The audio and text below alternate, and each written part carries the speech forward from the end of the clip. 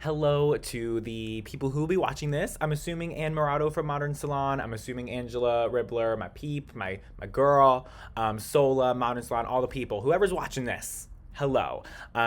When I heard that Modern Salon was looking for some insight on what kind of policies and just about policies in general are great for an independent stylist, I knew I had to jump on it because it's literally like one of my favorite things to talk about because it is so often not talked about and not considered by independent suite stylists, especially when you're first starting out, right? Because when you're first starting out, you have all these things, all these creative and exciting ideas, and you like thinking about like what the wall color is going to be, what your decorations are going to be like, and you forget about the really important fundamental foundations that you need as a business to protect you and guarantee your success. So let me take a moment to introduce myself before I get into it. My name is Hunter Donia. I help hairstylists set boundaries and grow their businesses by automating and elevating their client experience. And since I'm all about boundaries, I am all about policies, and that's why I'm super excited to talk to y'all about this. But the tea is, I was lucky enough that when I got into my own salon suite, when I very first started out, I understood the importance of policies from the very beginning. And I also understood how to use them to prevent bad things from happening that I didn't want to happen in my business. I knew how to use the salon policies, and therefore I never get no-shows. I very rarely get last-minute cancellations, and if I get last-minute cancellations, my clients are asking if they want me to pay my policy charge, my fees, right? My cancellation fee. They're like literally offering it to me. And it's because I've used and created my salon policies in the right, effective way that often they are not used in. So I'm excited to talk a little bit about that with y'all. And I think that it would be really, really helpful to the audience and any independent stylist who is getting into their own gig. My philosophy with salon policies is that it's actually not as important as to what the salon policies actually are, as much as it's important that you're using your salon policies in a good, certain, effective way, all right? So I'll explain that in just a little bit, but first, I was told that you were looking for rules like around COVID and like safety policies and all those things, the good old policies such as scheduling, payment, cancellations, no-shows, etc., and conduct, or I guess you could call it salon etiquette as I call it. And I think that those are all really important things that we should absolutely go over. So as far as COVID goes, right, in the crazy world that we live in, I think that it is super important that we are making a very clear intentional decision about what those rules actually look like when we are independent suite stylists and when we're creating environments for other human beings. Right now, safety is sexy. Safety is something that is an amenity, and it is something that people are still looking for even in today's day and age, even after a long time of being in the pandemic.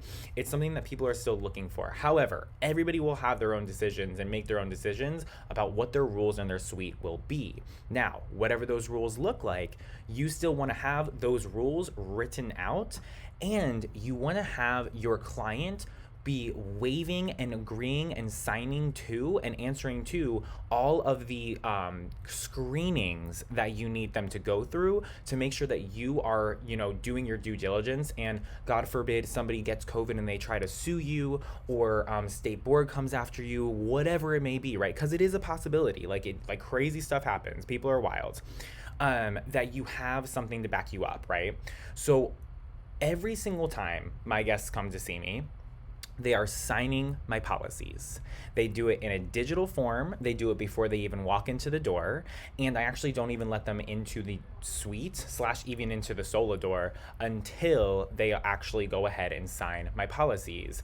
And along with my policies are my COVID questions and my COVID waiver, and my policy that they will be wearing a mask when they come into my building, right?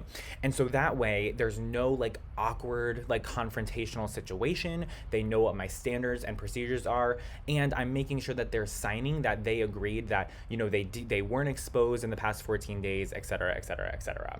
So it's just like a really nice wave and blanket of protection that's making sure that they know what my standards are. They know I'm taking it seriously, and that they're not going to sue me in the future. Okay. So let's get into classic salon policies, like the policies that we normally think of when we think about salon policies, right? So I have a cancellation policy, a saved payment method policy, a redo policy, a product return policy, a salon etiquette policy, and a lateness policy. Now, I don't think that it would be smart to waste your time like talking about like what the specific contingencies of each of those policies are. I don't think that that is necessarily a valuable information, because I think that those policies are going to look different for every single human being. What I think is most important is noting that if your clients aren't reading these policies consistently and signing and agreeing to them, they're not going to know that they exist.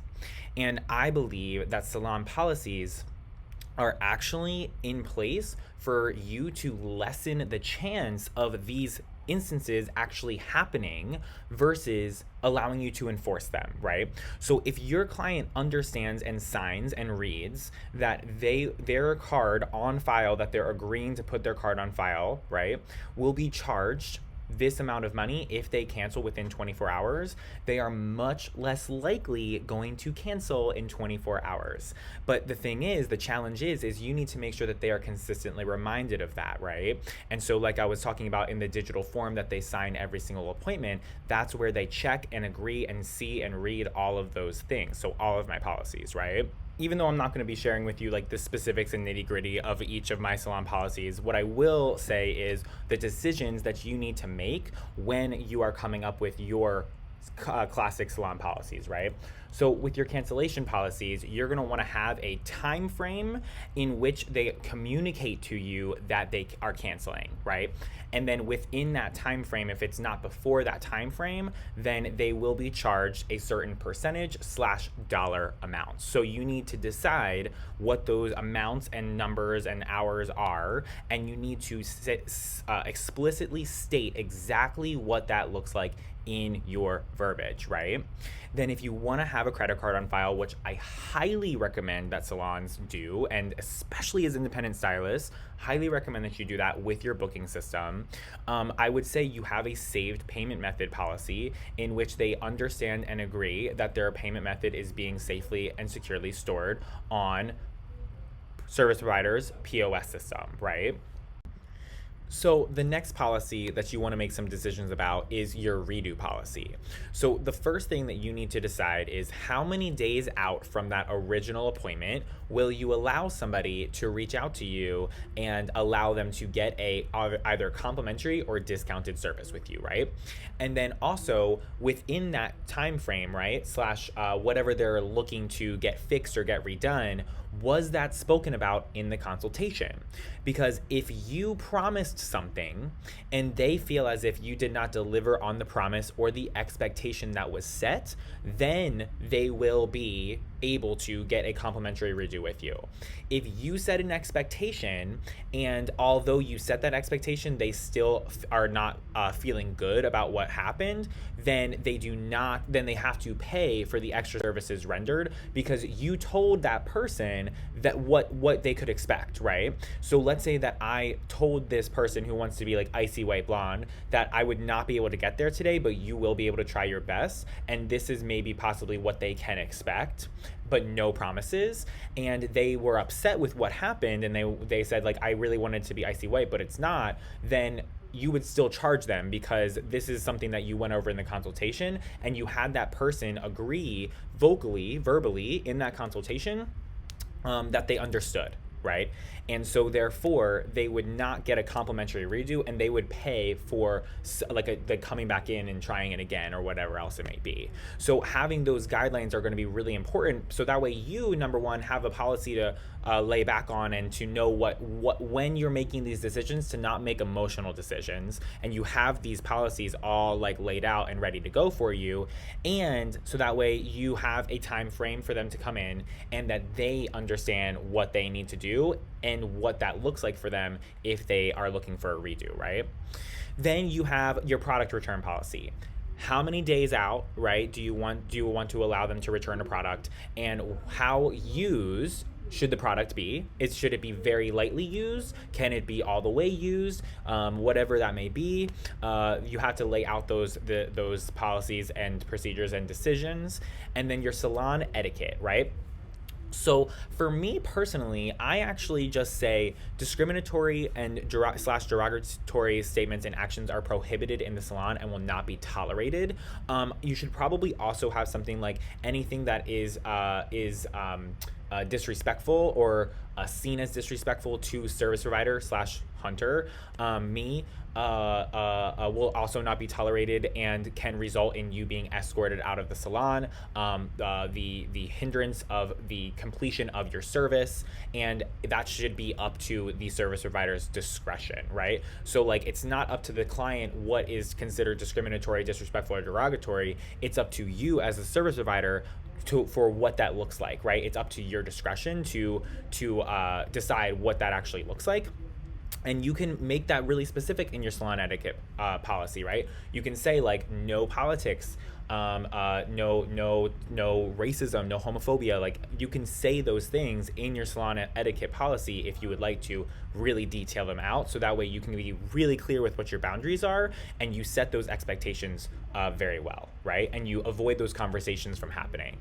So I hope that this was helpful for your article, Anne Moretto. I hope that we actually get to talk one day directly. Angela, thank you so much for hooking this up, and I really hope that this was helpful for Sola and all of the independent stylists getting into this game. It's so important that we set boundaries and we set up systems and all of these really important fundamentals so that way we can be really successful as independent solopreneurs.